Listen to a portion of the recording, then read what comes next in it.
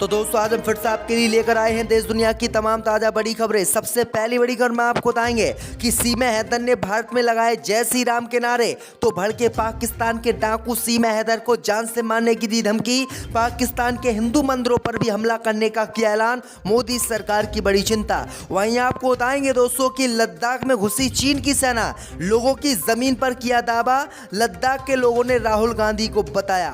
वहीं आपको बताएंगे दोस्तों कि बच्चों की याद में काबा शरीफ में फूट फूट कर रोया गुलाम हैदर, कहा मेरे बच्चों को हिंदू बना रही है सीमा हैदर, मुझे मेरे बच्चों को सौंपे मोदी सरकार। वहीं आपको बताएंगे दोस्तों कि अतीक अहमद के नाबालिग बेटों से सुप्रीम कोर्ट के वकील करेंगे मुलाकात, माफिया की बहन ने मांगी है बच्चों की कस्टडी। वहीं आपको बताएंगे दोस्तों कि अंजू के बाद अब दीपिका ने इरफान के लिए अपनाया इस्लाम, प्यार के लिए बनी मुसलमान। वहीं आपको बताएंगे दोस्तों कि आज हुए लोकसभा चुनाव तो हार जाएगी बीजेपी, कांग्रेस की बनेगी केंद्र में सरकार, बीजेपी की बड़ी चिंता। तो दोस्तों सभी खबरों को आपको एक एक कर बताने वाले हैं, वीडियो को लाइक कर चैनल को सब्सक्राइब कर दें। इसी बीच पर तो दोस्तों अगली खबर की ओर, तो सीमा हैदर ने लगाया जय श्री राम का नारा, तो नाराज हुए पाकिस्तान के डाकू, सीमा हैदर को जान से मारने की दी धमकी। जब दोस्तों आपको बता दें कि पाकिस्तानी महिला सीमा हैदर को अब पाकिस्तान के डाकू कभी भी जान से मार सकते हैं।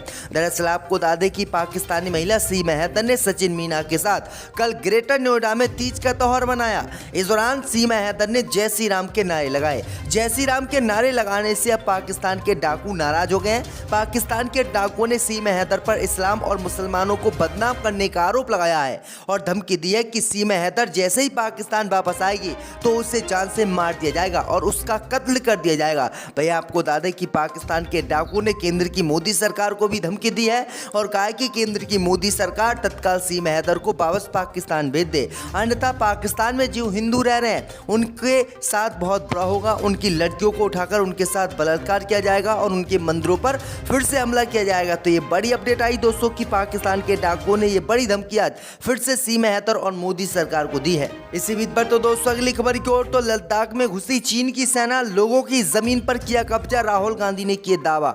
जब दोस्तों आपको बता दें कि कांग्रेस के पूर्व अध्यक्ष राहुल गांधी लद्दाख दौरे पर है। पेंगोंग झील पर राहुल ने पिता राजीव गांधी के जन्मदिन के मौके पर उनको श्रद्धांजलि दी और उनकी स्मृति में आयोजित प्रार्थना सभा में शामिल हुए। इस दौरान राहुल गांधी ने चीन से सीमा विवाद और महंगाई को लेकर मोदी सरकार को घेरा।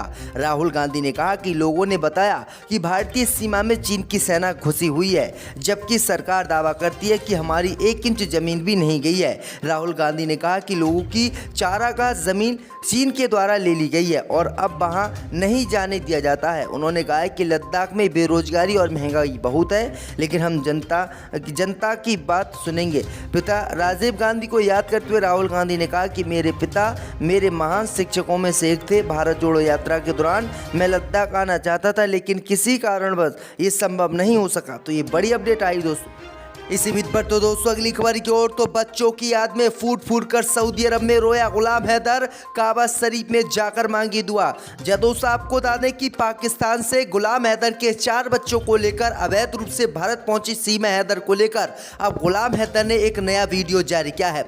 दरअसल आपको बता दें कि गुलाम हैदर इस समय सऊदी अरब में है और वो उम्रा करने के लिए काबा शरीफ पहुंचे। यहाँ पर बच्चों की याद में वो फूट फूट कर सबके सामने रोने लगे, जिसके बाद लोगों ने उन्हें देखा और उनसे पूछा कि आप इतना क्यों रो रहे हो। वहीं आपको बता दें कि गुलाम हैदर ने बताया कि मेरी पत्नी सीमा हैदर मेरे 4 बच्चों को लेकर पाकिस्तान से भारत चली गई है और मुझे मेरे बच्चों की बहुत याद आ रही है, इसलिए मैं रो रहा हूं। वहीं आपको बता दें कि बच्चों की याद में फूट फूट कर गुलाम हैदर रोए। उसके बाद लोगों ने उन्हें भरोसा दिया कि आपके बच्चे आपको ज़रूर मिलेंगे। आप यहाँ पर उम्रा करने आए हैं तो आप यहाँ पर अल्लाह से दुआ कीजिएगा। वहीं आपको बता दें कि गुलाम हैदर ने इसी दौरान कहा कि अगर मेरे बच्चे मुझको मिल जाए तो मैं भारत भी आने के लिए तैयार हूं। मैंने भारत के लिए वीज़ा भी अप्लाई कर दिया है। जैसे ही वीज़ा मुझे भारत का मिलेगा मैं भारत जाऊंगा और अपने बच्चों को लेकर आऊंगा। तो ये बड़ी अपडेट आ रही दोस्तों।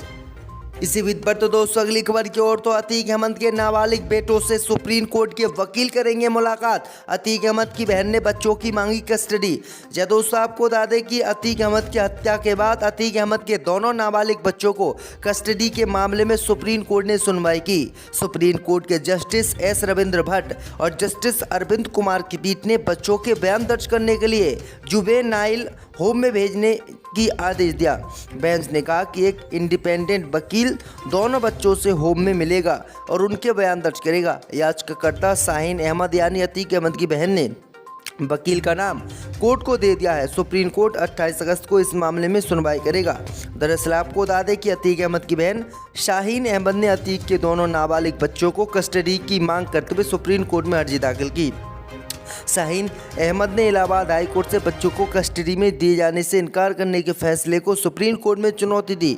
अतीक के नाबालिग बेटे एजम और अबान राजरूपपुर के बाल गृह में बंद है। तो ये बड़ी अपडेट आ रही दोस्तों। इसी बीच बढ़ते दोस्तों अगली खबर की ओर, तो अंजू के बाद अब दीपिका ने इरफान के लिए अपनाया इस्लाम धर्म। जहाँ दोस्तों आपको बता दें कि राजस्थान के डूंगरपुर की रहने वाली एक महिला अपने 2 बच्चों को ससुराल में छोड़कर इरफान हैदर नाम के शख्स के साथ कुवैत चली गई, जहाँ वो दीपिका से नजीरा बन गई है। इसके बाद दीपिका ने वहाँ से एक वीडियो जारी कर दावा किया कि ससुराल में उसे कई सालों से टॉर्चर किया जा रहा था, जिसके बाद मजबूरी में उसने ये कदम उठाया। दीपिका ने कहा कि मैं 10 साल से वो ये सब कुछ बर्दाश्त कर रही थी, इसलिए कि मेरे बच्चे हैं, पर अब जब मेरे से बर्दाश्त नहीं हुआ तो मैंने ये कदम उठाया और मैं यहाँ तक आई हूँ। और यहाँ तक आने के पीछे किसी का कोई हाथ नहीं है, अपनी मर्जी से आई हूँ, मैंने अपनी मर्जी से इस्लाम कबूल किया। दीपिका ने नजीरा बनी इस महिला ने अपने ससुर पर भी कई आपत्तिजनक आरोप लगाए। दीपिका ने कहा कि आधी रात को दरवाज़ा ठोकना, गलत जगह पर मुझे टच करना, मेरे साथ गलत हरकत करना, ये सारी बातें मैंने अपने पति को बताई, पर मेरे पति ने कुछ नहीं कहा, जिसके कारण मैं यहाँ से भाग आई हूँ। तो ये बड़ी अपडेट आ रही दोस्तों कि अंजू के बाद अब दीपिका ने इस्लाम कबूल किया है और वो भी भारत से भागकर कुवैत पहुँच गई।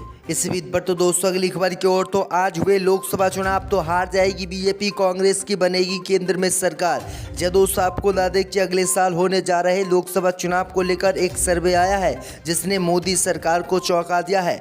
दरअसल आपको बता दें कि जो लोकसभा चुनाव को लेकर सर्वे आया है उसमें बताया गया है कि अगर आज लोकसभा चुनाव होते हैं तो कांग्रेस की सरकार केंद्र में बन जाएगी और बीजेपी चुनाव हार जाएगी। वहीं आपको बता दें कि बीजेपी और कांग्रेस के वोट प्रतिशत में सिर्फ 2 अंकों का ही अंतर है, यानी कांग्रेस पार्टी को 40% वोट मिले हैं जबकि बीजेपी को 42% वोट मिले हैं और जो बाकी वोट प्रतिशत है 8% वो अन्य के खाते में जा रहा। लेकिन आपको बता दें कि ये खबर बहुत अच्छी है कि जो अन्य पार्टियाँ हैं वो भी कांग्रेस पार्टी को समर्थन देने के लिए तैयार हैं, इसलिए अगर आज चुनाव होते हैं लोकसभा के तो कांग्रेस की सरकार केंद्र में बन जाएगी। इसी बीच पर तो दोस्तों अगली खबर की ओर, तो लद्दाख में खाई में गिरी भारतीय सेना की गाड़ी, 9 जवानों की मौत, 1 घायल।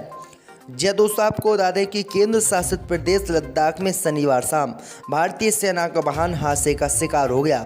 राजधानी लेह के पास क्यारी गांव में सेना का वाहन खाई में गिर गया।